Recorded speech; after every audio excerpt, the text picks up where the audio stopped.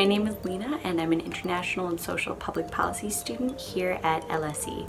And today we're going to talk about packing for school.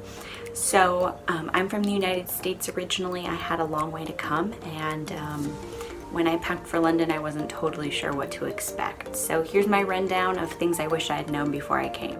First and foremost, it is not as cold in England, or London specifically, as I thought it was going to be. I'm from the Chicagoland area. It gets really cold. I thought I'd need a super heavy coat.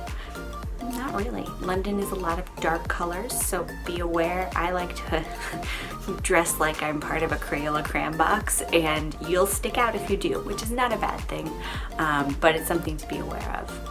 I would also make sure that you have great walking shoes. London is gorgeous and you're going to want to see all of it. And depending on the residence hall or place that you found to live, LSE might be a fairly long walk away. So you'll want some really good shoes. You'll also be dealing with cobblestones, which again is really pretty, but will wear through the sole of your shoe faster than you would believe. If you live in a residence hall, there's a lot of things that you think you'll need that you don't necessarily. So my residence hall came with bedding.